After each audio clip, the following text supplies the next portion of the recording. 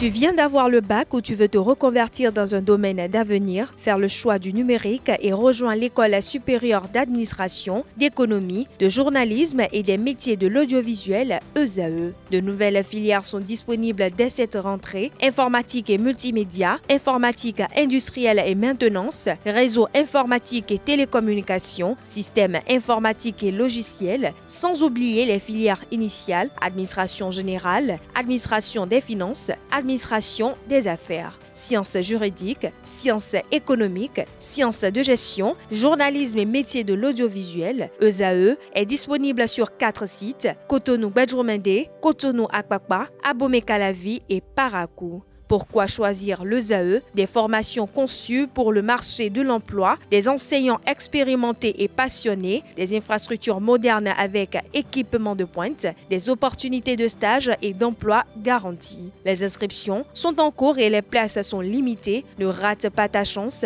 donne vie à tes ambitions avec l'ESAE. Contacte-nous vite par appel ou par WhatsApp au 01 98 98 14 00 ou via email scolarité@esae.bj et visite notre site web www.esae.bj. Ton futur commence maintenant avec l'ESAE. Tu investis dans un avenir professionnel, concret et sécurisé. ESAE, l'excellence à un nom. Apprendre chauffeur, c'est le sentier. Oui, c'est le sentier.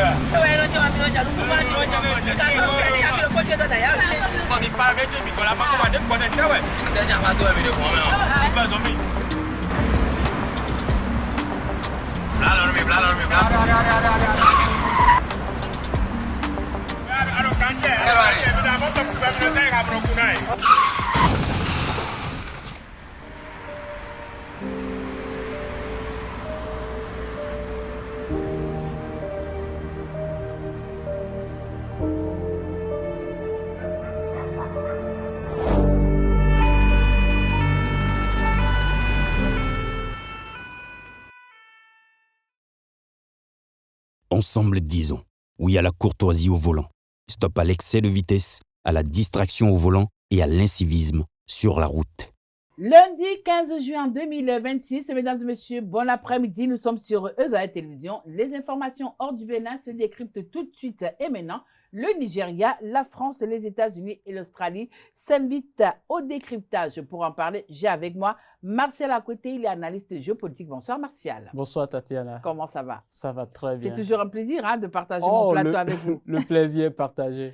Nous allons du côté du Nigeria. Le président nigérian Bola Tinubu s'est félicité de son bilan sécuritaire à l'approche de la présidentielle de 2027 au Nigeria. Alors Martial, je me retourne vers vous. Le président nigérian a effectué une sortie médiatique en fin de semaine. Oui, effectivement. Et il faut, pour comprendre cette sortie médiatique, il faut comprendre le cadre dans lequel cette sortie a été effectuée. C'est bien sûr dans le cadre de ce qu'on appelle au Nigeria la Democracy Day, qui est le jour de la démocratie, qui est célébré depuis Bouhari le 12 juin de chaque année et qui constitue le socle et la stabilité démocratique que le Nigeria a connue depuis l'investiture en 1999 de Olusegun Obasanjo, parce qu'il faut remonter, en remontant dans l'histoire, on se rend compte que la démocratie nigériane a été très instable. Elle a connu de nombreux soubresauts. Beaucoup de soubresauts. Quand nous partons déjà des indépendants en 1960, jusqu'en 1999, la norme était la gestion de l'État par les militaires. Il n'y avait que les quelques militants, si vous me permettez cette image, les quelques militants qu'il y a eu, ce sont des civils qui ont dirigé. Mais le plus long parcours a été surtout la gestion de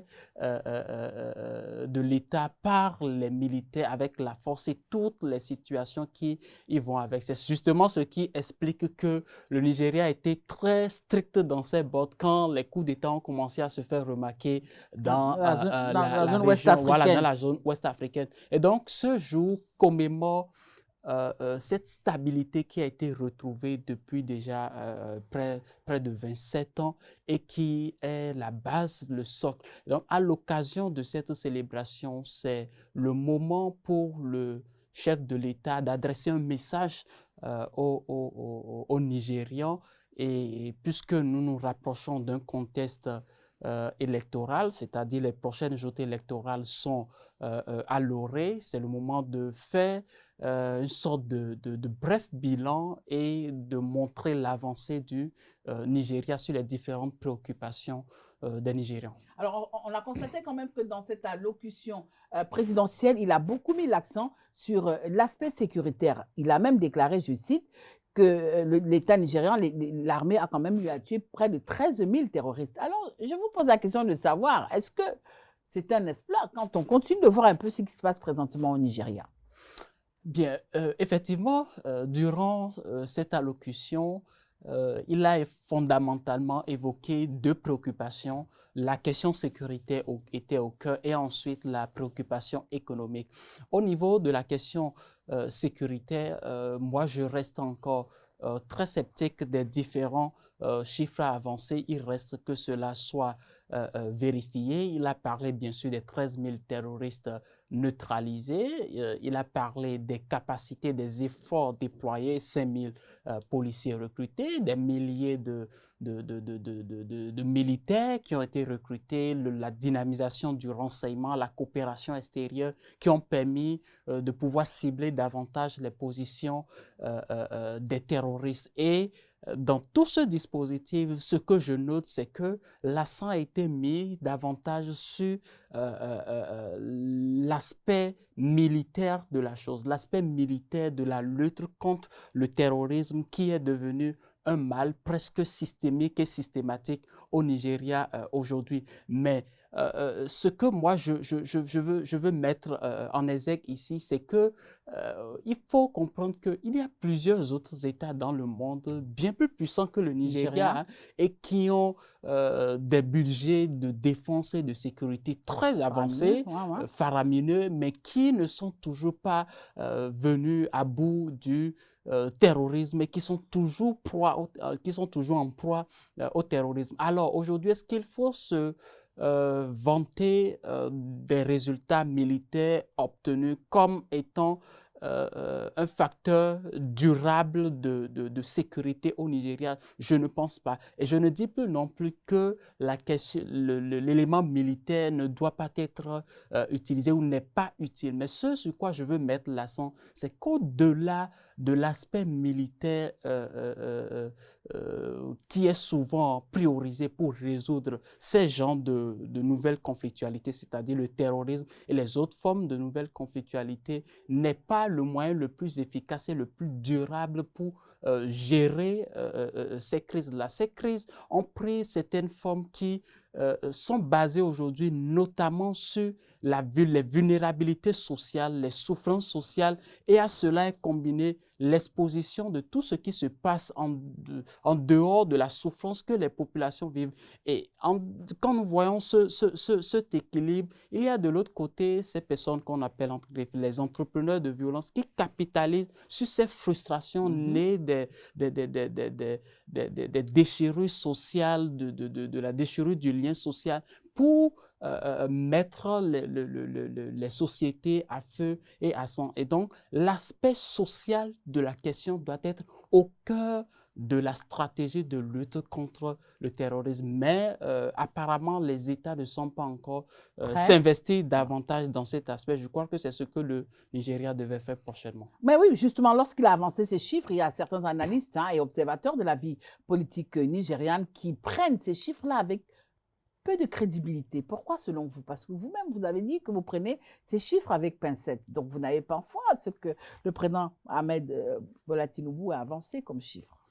Vous savez, ce n'est pas qu'on n'a pas forcément foi, mais il faut que ces données-là soient corroborées par des institutions. Je sais que la déclaration du président même, il est au cœur du système, il sait comment est-ce que cela fonctionne, mais on a souvent tendance parfois à exagérer, ce n'est pas seulement en Afrique, et même dans dans d'autres États en Europe, aux États-Unis, a exagéré les résultats obtenus en matière de lutte contre le terrorisme, en matière des questions de sécurité et de défense. Mais ce que nous voulons, c'est de connaître la réalité du terrain. Et avoir les informations de la réalité du terrain permet aux acteurs de la société civile ou les autres acteurs en dehors des membres de l'exécutif de pouvoir mettre davantage la pression au gouvernement pour pouvoir conduire des actions allant dans le sens de la réalité du terrain. Et donc, il est devenu très important de ne pas se fier, il est devenu presque normal de ne pas se fier aux premiers chiffres que l'on nous avance, mais ce sont les enquêtes conduites et les institutions qui fournissent des renseignements assez précis par rapport à un certain nombre, et qui sont souvent sur le terrain aussi, qui permettent d'apprécier les efforts. Mais dans tous les cas, il est important de saluer qu'il y a des efforts qui ont été suffisamment menés. Les chiffres ne seront pas forcément très loin, j'espère, de ce que le président Bola Ahmed Tinubu a pu nous présenter. Alors, nous sommes quand même à quelques miles de la présidentielle 2027, pardon, pour moi, au Nigeria. Est-ce que c'était judicieux pour le président Ahmed Bola Tinubu d'aborder la situation sécuritaire du pays? Oui, je pense Parce que quoi qu'on dise, c'est un sujet qui va revenir lors des campagnes. C'est un sujet que ses adversaires ne rateront aucune occasion de poser sur la table du débat. Oui, bien sûr, et c'est justement pour cela qu'il faut qu'ils commencent à préparer les Nigérians à toute la campagne. Et quand vous suivez très bien, j'ai suivi tout le discours en anglais et j'ai vu dans sa logique, en dehors de manifester une certaine fierté du peuple nigérien par rapport à ce jeu spécial, il a avancé des pions préparant en même temps les esprits des Nigérians pour les prochaines joutes à venir. Oui, à venir. Et comment est-ce la stratégie qu'il a adoptée, c'est de présenter déjà un bilan, les résultats obtenus sur le plan économique, sur le plan sécuritaire, et par la suite de dire qu'il reste encore à faire. Et donc, oui, qu'il y a des choses à faire, qu'il y a tout un programme qui est élaboré. Et donc, la prochaine étape serait de mener telle action, de renforcer tout le dispositif sécuritaire, le dispositif économique. Et cette prochaine phase-là, c'est bien sûr, il espère que ce soit à l'occasion de son second mandat. Donc, la question... Oui, mais est-ce qu'il est là, le jeune n'est pas déjà en pré-campagne un peu, hein, déguisé, un peu voilé? Oui, mais quand vous êtes à moins d'un an des élections... 6 mois par là. Vous êtes à moins d'un an des élections et que vous êtes l'exécutif, vous organisez tout. Vous avez l'avantage d'avoir... Du pays organisateur. vous avez l'avantage d'avoir ces genres de sorties. Mais c'est l'occasion pour commencer à mettre à la disposition des Nigérians les premiers éléments qui pourront les encourager, évidemment, à vous choisir les prochaines fois. Alors, vous l'avez dit tout à l'heure que c'est quand même depuis 1999 que chaque année, la date du 12 juin permet de célébrer le retour de la démocratie dans ce géant pays d'Afrique et d'Afrique de l'Ouest également. Aujourd'hui, est-ce que le modèle démocratique nigérian peut être importé ailleurs? Quoi qu'on dise, quand même, c'est un modèle de stabilité. Oui. Pour l'instant. Oui, en effet, je pense que la démocratie, dans toutes ses formes, doit toujours s'adapter à un espace géographique propre en parité avec les réalités de cette zone géographique. Et aucune forme de démocratie ne pourrait être exportée, appliquée exactement ailleurs. Le président l'a martelé que la démocratie nigériane n'est pas son défi, mais que c'est la leur. Donc, il s'approprie le fait que cette démocratie soit à l'image des Nigérians, même s'il y a des difficultés que l'on rencontre justement par moment. Maintenant, le modèle de démocratie et de stabilité qu'on observe au Nigeria depuis 1999 est quand même un accélérateur ou une bonne image pour ce pays dans la sous-région dont on peut s'inspirer quand on observe que les conditions dans lesquelles le Nigeria a obtenu son indépendance et tout ce qui a pu se passer juste après ses indépendances jusqu'en 1919 et qu'aujourd'hui nous avons une stabilité relative qui s'observe malgré les différences qui continuent de persister, les Ibo, les Yoruba, les Haoussa, il y a toujours ces petites frictions que l'on observe de part et d'autre, mais l'ingéniosité des leaders nigériens à pouvoir maintenir le cap malgré tout, oui, le vivre ensemble, cet esprit de nation jusque-là est quelque chose qu'il faut quand même saluer et dont il faut s'inspirer. Alors, Marcel Akwete, sur une échelle de 1 à 10, où est-ce qu'on retrouve la démocratie nigériane? J'ai souvent du mal à répondre à ces questions d'échelle parce que puisque c'est comme je le disais, il faut la démocratie n'est pas appliquée de la même manière partout. Donc, il y aurait du mal à avoir un standard assez unique pour pouvoir apprécier les différentes démocraties. Mais ce que je peux dire, depuis 1999, le simple fait qu'il y a pu avoir régulièrement l'alternance, oui, des élections et l'alternance au pouvoir est un élément déjà majeur de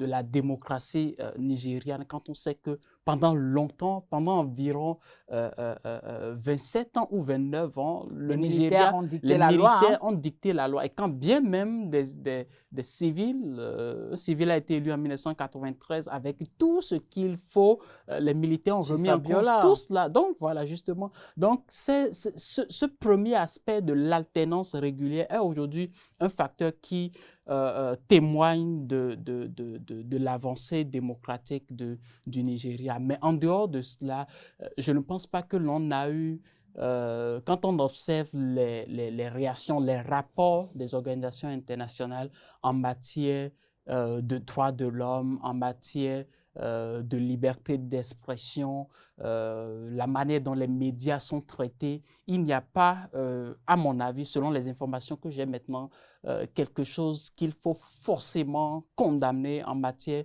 de démocratie. Par contre, ce que les Nigérians remettent en cause aujourd'hui, parce que c'est aussi l'un de l'héritage de cette démocratie, parce que le jour là célèbre aussi le combat des personnes qui se sont levées et qui ont permis d'obtenir le résultat qu'on a aujourd'hui. Et ces combats-là se retrouvaient bien sûr au niveau de l'amélioration des conditions de vie des Nigérians, les questions économiques. Mais aujourd'hui, le Nigeria se retrouve encore dans cette difficulté en matière économique du pouvoir d'achat. Et c'est sur ce terrain-là davantage que les Nigériens attendent le gouvernement nigérien. Et la question sécuritaire aussi, il ne faut pas perdre de vue cela. Sans la sécurité... Justement, parlant de cette question sécuritaire, pour sortir de ce sujet nigérien, même s'il est vrai que le gouvernement a quand même eu à tuer 13 000 terroristes, comme l'a dit le président Ahmed Bola Tinubu, alors pourquoi certains analystes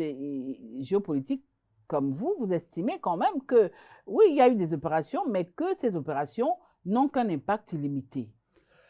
Bien sûr, vous faites très bien de poser cette question. Les opérations militaires aujourd'hui, dans la lutte contre le terrorisme, partout où ça a pu se dérouler, que ce soit les États-Unis, que ce soit la France, même la Russie, la Chine, partout où on répond au terrorisme par les armes, par la force, le résultat est toujours limité. On obtient des succès tactiques sur le terrain. Voilà, l'élimination d'un tel chef qui va ralentir le mouvement. Et c'est un peu comme le cycle recommence à chaque fois. Et comme on le dit, c'est un conflit c'est une forme de conflictualité qui se nourrit fondamentalement des frustrations, de l'idéologie et de tout ce qui se fait d'autre derrière cela. Je veux dire quelque chose. Il avait parlé aussi de 124 000 soldats ou ex-terroristes qui ont rendu les armes. Ça, ce sont oui, ce ce sont des prouesses sur lesquelles il faudra beaucoup plus capitaliser les prochaines fois à venir et orienter davantage les choses dans ce sens. Parce que le mal ici est que si vous éliminez chaque fois des terroristes, parce que c'est comme ça le système fonctionne, vous en éliminez un aujourd'hui, 10 autres naissent. Et le cycle recommence.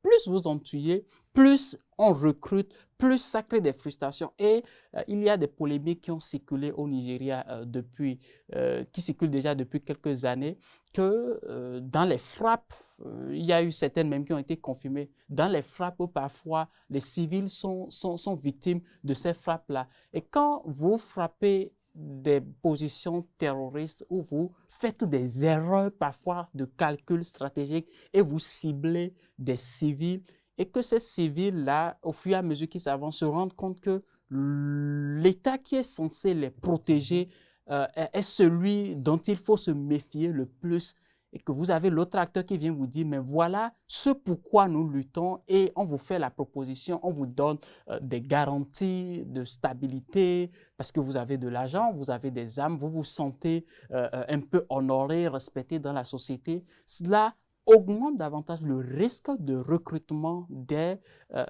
terroristes, des djihadistes qui vont revenir. Et donc, l'aspect militaire, c'est en cela que le traitement militaire de la question n'est pas durable, mais le succès technique, c'est bon. Ce qui est important de faire ici, c'est de combiner les deux. Parce qu'il y a des aspects de la question qu'il faut traiter forcément par la force. Il faut la force militaire pour régler un certain nombre de questions. Mais il ne faut pas davantage miser sur cette force-là, plus que la stratégie à long terme basée sur le social et sur la gestion des frustrations des personnes qui semblent avoir le manque de la présence de l'État. Nous allons du côté de la France. Dans un contexte de guerre au Moyen-Orient, le Premier ministre hindou a effectué une visite à Paris en amont au G7. Avant le sommet du G7, Narendra Modi a discuté avec Emmanuel Macron. Oui, effectivement, il faut rappeler que le G7, c'est bien sûr ces 7 puissances. Les 7 forts. Oui, les 7 forts économiquement, voilà. Bien sûr, qui décident très souvent des grands équilibres économiques dans le monde entier. Et quand on sait qu'aujourd'hui, l'économie et la géopolitique, c'est un peu comme le mari et la famille deviennent un seul bonnet corps. Blanc, bonnet. Bien sûr. Donc, cette visite, c'est une visite qui n'est pas du tout anodine, vu le timing et ce qui a déjà été fait quand nous voyons le contexte. Il y a de cela, début des années de 2026, le Premier ministre Narendra Modi a signé un accord avec Bruxelles, l'Union européenne, un accord qualifié de l'un des accords les plus formidables que l'Inde ait pu conclure avec l'Union européenne en matière d'échange commercial, bien sûr, parce que le comportement de Donald Trump sur la scène économique oblige l'Europe à forcément s'ouvrir à d'autres alternatives. Et nous avons, en dehors de cela, le partenariat que l'Inde a conclu également avec les États-Unis pour obtenir la réduction des fameux droits de douane consistant à ne pas... Donc, Trump a mis en stand-by en ce moment. Justement. Donc, il y a cette volonté de poursuivre dans cette stratégie de diversification des partenariats dans un monde où plus rien n'est plus vraiment certain. Parce que la crise du détroit d'Ormuz a révélé beaucoup de défaillances dans le système économique et géopolitique mondial. Et Narendra Modi veut être cette alternative, ne veut pas être la victime de toutes les crises qui éclatent parfois et qui ne sont pas directement liées à lui, mais qu'il supporte les conséquences. Donc, cela l'amène à diversifier les partenariats et la France est un partenaire privilégié pour... Alors, vous faites bien de parler de ce détroit. On sait quand même que ce G7 intervient dans un moment très délicat où les tensions sont du côté du Moyen-Orient et comme dit quelqu'un, même les plus fous ont peur de pousser les pions en ce moment. Oui, vous savez, il y a cette particularité-là aujourd'hui qui fait que dans tous les forums, les grandes rencontres, que l'objectif soit climatique, économique, la sécurité s'invite. Et c'est devenu... S'invite plus que les autres oui, thématiques. s'invite, Hein? bien sûr, vous faites bien de le remarquer, s'invite plus que toutes les autres thématiques. Et l'Inde est l'une des victimes de tout ce qui se passe, notamment au Moyen-Orient aujourd'hui, parce que le Moyen-Orient est la base d'approvisionnement de l'Inde en matière de pétrole, de gaz. Il y avait la Russie aussi, mais là, on a contraint l'Inde à faire un choix. Voilà, a fait un choix. Et bien sûr, il a fait son choix, c'était les États-Unis. Et donc, les Occidentaux. Oui, et tout cela fait que aujourd'hui, dans ce forum, bien sûr, des questions sécuritaires seront débattues et il y a cette affaire des Rafales, hein, un gros contrat de près de 34 milliards d'euros qui tient particulièrement à cœur au Premier ministre Narendra Modi et qu'il va essayer de conclure, qu'il va essayer de... C'est déjà les négociations suffisamment avancées, mais c'est l'occasion davantage d'avancer ces pions en tant qu'alternative et en tant qu'acteur majeur, ce qu'il faut compter pour des questions de sécurité par rapport à l'Europe, parce que l'Europe se sent aujourd'hui un peu laissée par les États-Unis d'Amérique. Alors justement, dans les tensions au Moyen-Orient, nous avons les rivalités géopolitiques et la compétition économique qui pèsent aussi bien sur la France que sur l'Inde. Alors pourquoi, selon vous, les deux pays cherchent forcément à faire entendre leur voix lors de ce G7 quand on sait quand même que l'Inde n'est quand même pas membre du G7? Alors, est-ce qu'il faille absolument que ces deux pays puissent consolider leur partenariat stratégique? C'est ce qu'est devenu aujourd'hui le monde. Hein. Les alliances se reformulent, il y a des alliances qui changent constamment au gré de l'évolution des différentes situations et parfois on est obligé, on est amené à collaborer, pas parce qu'on s'aime, pas parce que on aime votre culture, ce que vous faites forcément, mais parce qu'on y est contraint compte tenu des circonstances, compte tenu de la conjoncture. Et c'est ce à quoi l'on assiste aujourd'hui au niveau de cette rencontre en marge du sommet du G7 qui, à l'heure ci, doit être en train de se tenir. Alors, depuis ce matin, hein. Oui, permettez-moi de mettre l'accent sur cette présence de l'Inde qui n'est cependant pas membre du G7, mais qui est un invité de marque de la France et à qui la France a voulu bien accorder un siège, un fauteuil. Oui, un siège et même la possibilité d'adresser des discours, des propos sur un certain nombre de questions. La stratégie ici pour la France qui organise ce sommet du G7 est peut-être de remettre en cause ou de répondre à ces polémiques-là qui circulent très souvent au fait que le G7 est un bloc d'États occidentaux, des États occidentaux qui se retrouvent et qui décident du fonctionnement du monde sans consulter forcément les autres. Donc, c'est l'occasion de dire, mais bien sûr, le G7 aujourd'hui, c'est un espace où nous permettons à l'Inde d'être présent, de représenter ce que nous appelons le Sud global, de parler au nom du Sud global, de promouvoir ses intérêts. C'est une certaine forme d'ouverture quand même à l'endroit de ces pays qu'on appelle ces pays du Sud global. Ça, c'est le premier aspect de la question. Le deuxième aspect de la question, c'est que il y a une coopération technologique qui se développe de plus en plus aujourd'hui entre l'Inde et la France, parce que l'Inde veut notamment se proposer aujourd'hui comme une alternative technologique crédible en dehors des deux grands, c'est-à-dire les États-Unis et la Chine qui sont dans une compétition sans merci. Et donc, l'Inde trouve que c'est l'opportunité de pouvoir avancer ses pions dans l'aspect technologique. Et quand on sait que la France a réalisé quand même un certain nombre de prouesses dans ce domaine, c'est la meilleure destination. Et cela se fait justement à travers ce forum technologique indien qui se déroule en France. Alors justement, pour sortir de ce sujet, hein, déjà, l'Inde n'est pas membre du G7, mais alors pourquoi est-ce que toutes les crises mondiales ont des répercussions directes sur les intérêts hindous dans le monde? Et parlant justement de la coopération, comme vous l'avez dit tout à l'heure, on constate quand même que New Delhi met beaucoup plus l'accent sur la coopération militaire et surtout le transfert de technologie.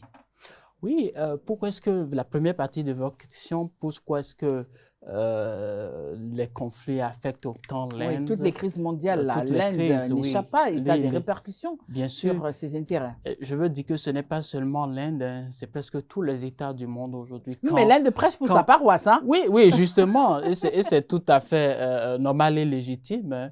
C'est que l'Inde se situe au cœur, géographiquement, se situe au cœur d'une zone autour duquel l'influence, une zone qui suscite l'intérêt des grandes puissances, que ce soit européennes et même états-uniennes.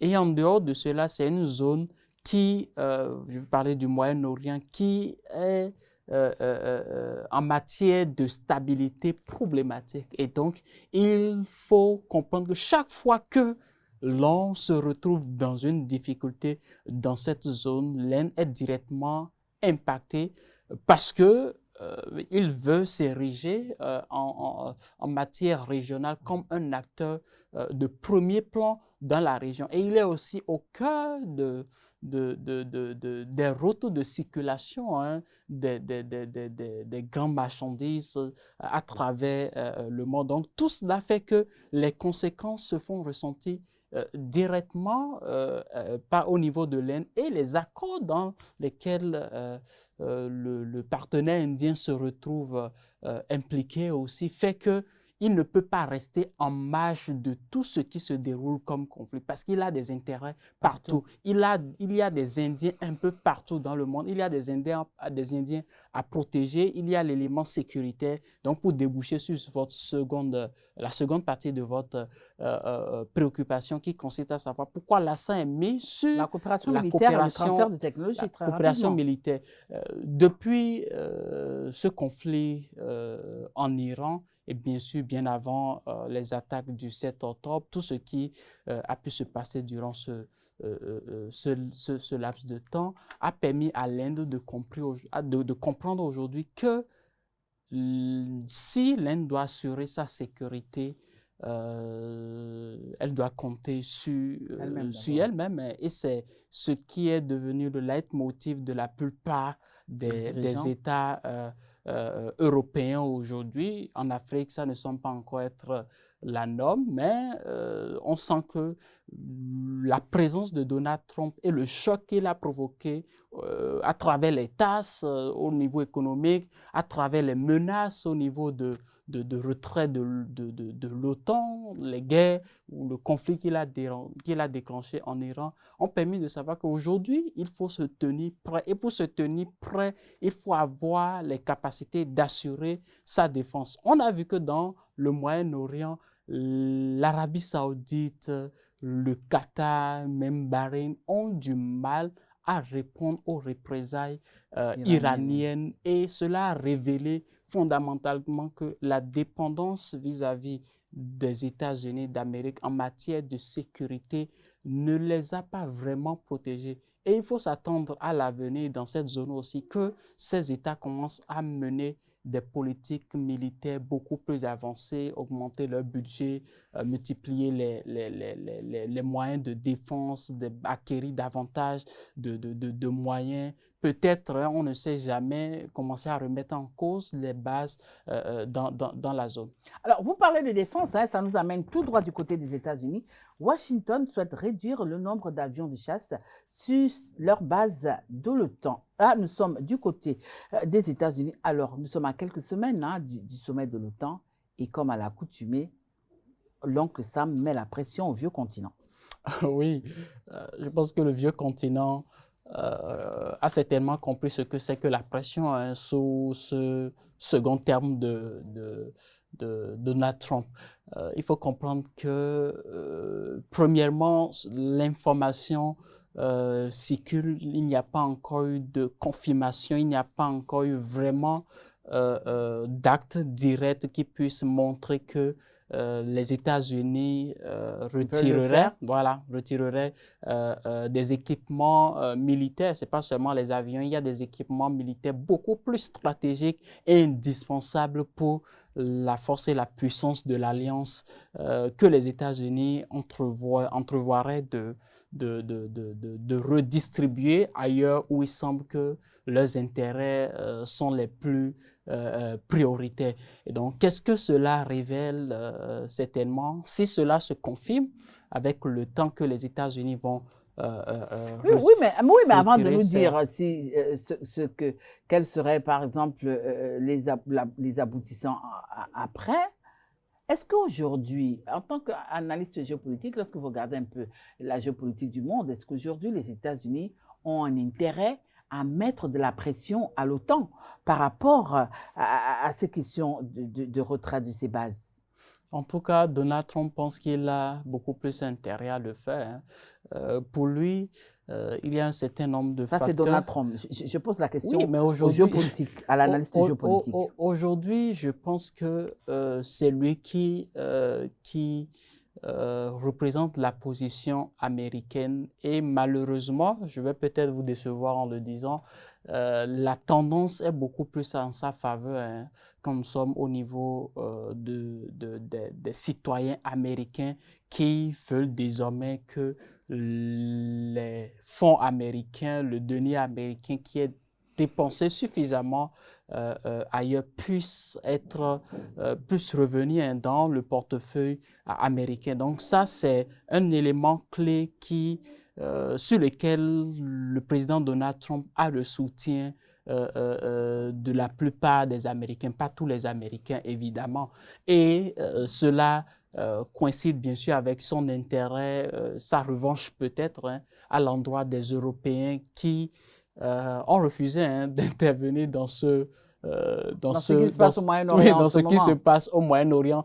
Ça a été quelque chose qui l'a vraiment fâché. Mais en dehors de cela, quand vous considérez les investissements américains au niveau de l'OTAN en 2025, on parlait de 62% du budget. C'est suffisamment énorme.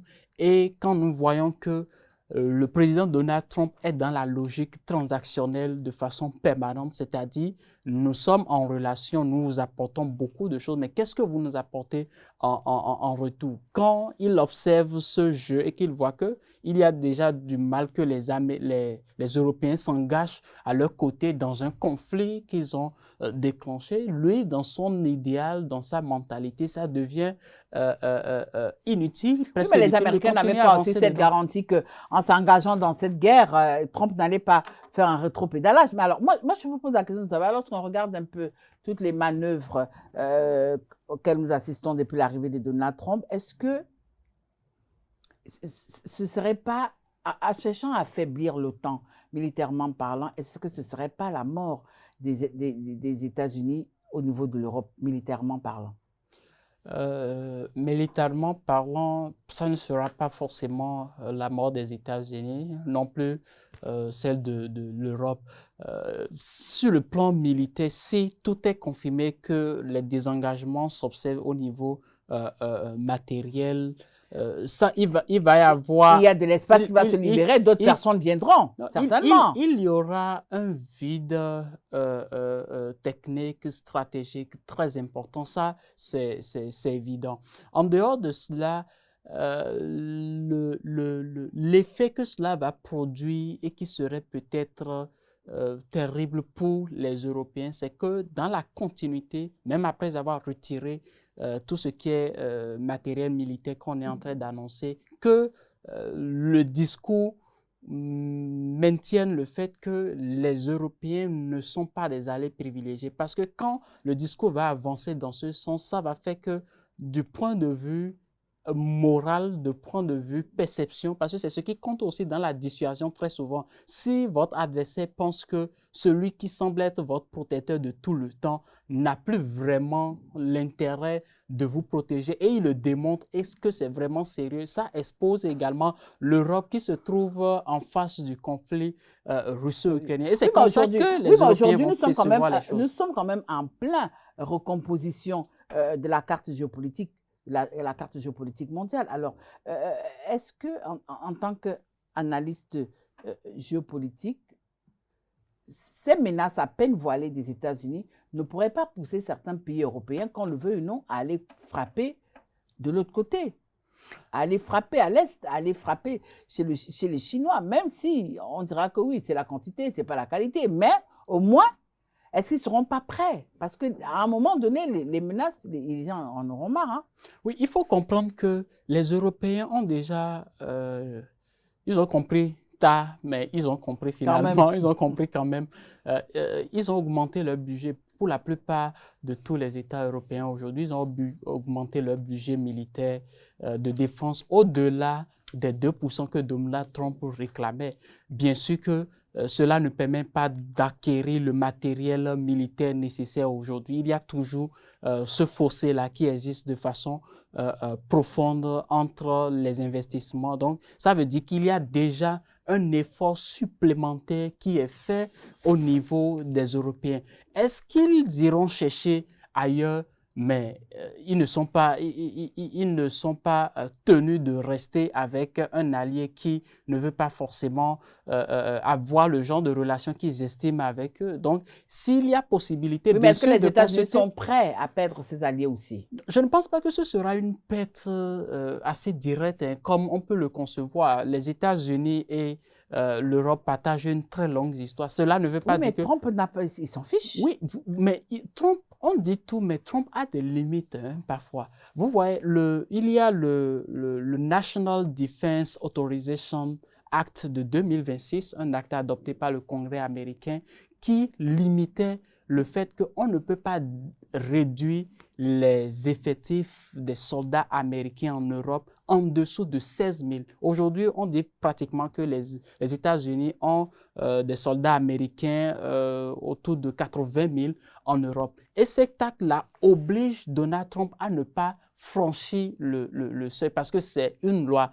Et je pense que c'est en voulant répondre à cela autrement qu'il a dû adopter la stratégie des équipements militaires qui relèvent donc des prérogatives de l'exécutif. Cela ne veut pas dire que la rupture serait directe, serait brutale. Non, il y aura toujours une présence très importante américaine à travers les bases, parce qu'ils ont des bases en Europe, hein, des bases très, très stratégiques s'ils veulent opérer au Moyen-Orient, s'ils veulent opérer au niveau de l'Asie. Donc, la coopération va toujours continuer, mais on veut dire, il veut faire passer le message aux Européens que là, maintenant, il faudrait que vous vous preniez vraiment en charge et que vous commencez à payer pour votre défense. Et les Européens ont compris ce message et ils font déjà suffisamment des efforts dans ce sens. On retire à gauche pour envoyer à droite, ça nous conduit directement en Australie. Des sous-marins américains seront déployés dans le pays dans le cadre du pacte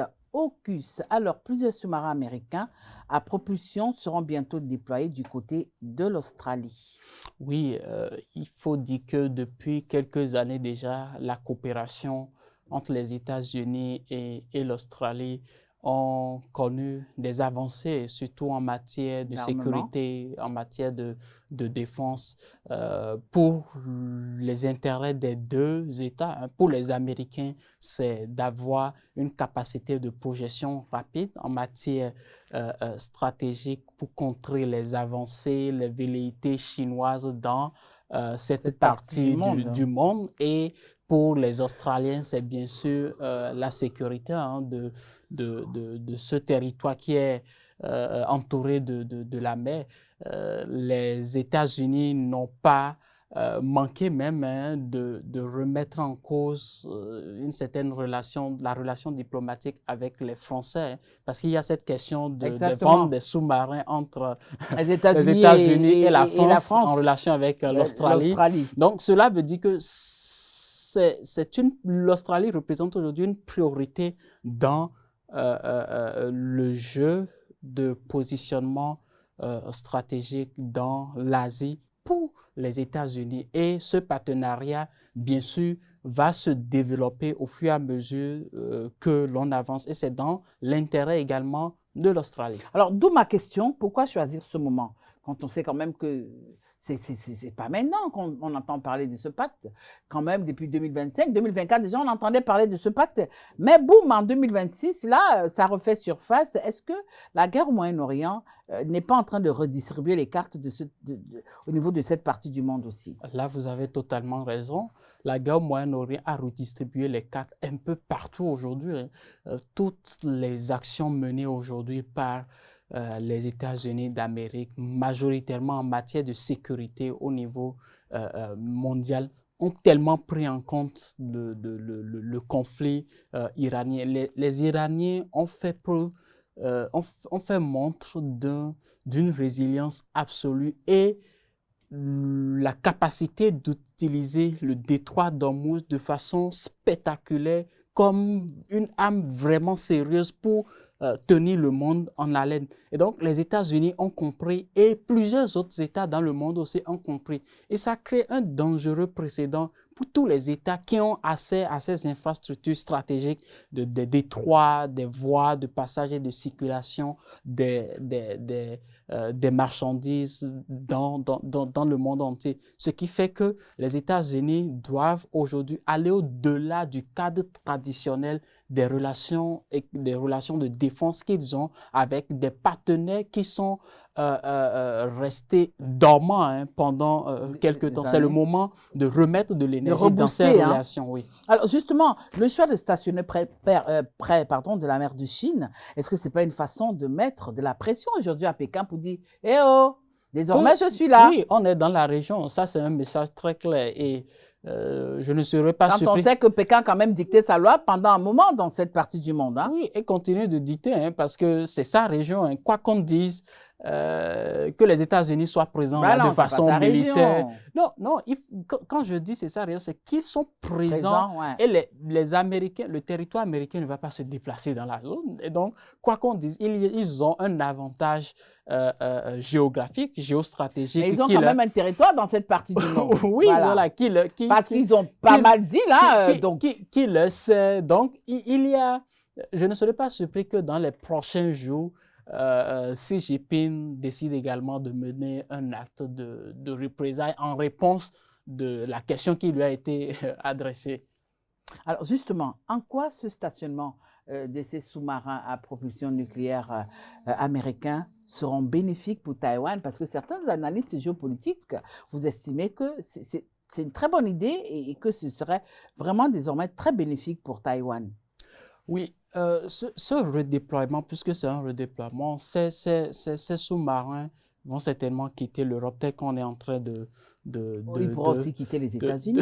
de l'annonce et se retrouver dans la zone. Oui, c'est toujours, ce serait un gage de sécurité et de protection de façon systématique pour Taïwan. Mais je ne pense pas que dans le fond, il faudra vraiment compter dessus, parce que quand nous allons nous retrouver dans un conflit direct, ouvert avec la Chine, je ne pense pas que les États-Unis vont sacrifier les intérêts américains, les intérêts qu'ils partagent avec l'État chinois au profit de Taïwan. C'est plutôt pour jouer le rôle de la dissuasion que ces engins nucléaires seront déployés dans cette zone. Fondamentalement, Taïwan ne doit pas en espérer grand chose. Et aujourd'hui, je ne pense pas que... Ils vont quand même espérer. Oui, Même oui. si c'est pas grand-chose, ils vont quand même espérer. Hein. Oui, en fait, ça le fait dire, en fait, ça avertit en même temps les Chinois aussi, Ah ouais. qui seront dissuadés. C'est justement le rôle que ça a de dissuader de mener une quelconque quelconque attaque. action Alors justement, brutale et directe.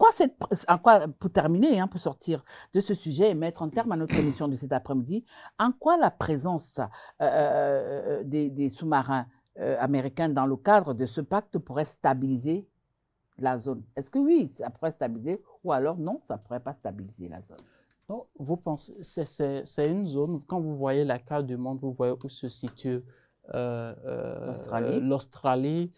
Il n'y a que de petites îles qui sont à l'alentour et puis il n'y a pas fondamentalement de crise particulière liée Dans à des cette partie, on territoires. a l'Australie et puis on a la Nouvelle-Zélande. Hein, oui, voilà, l'Australie, la Nouvelle-Zélande, c'est en allant un peu plus loin que vous avez la Chine, l'Inde, voilà, Taïwan et la Corée du Nord et les autres États. Donc, je pense que l'objectif serait de plutôt surveiller ces grands États-là qui vont constituer, voilà, qui peuvent nourrir des ambitions dans la zone. C'est pour surtout montrer que les États-Unis sont présents et cette attitude, les États-Unis sont présents, ça dissuade plus d'un.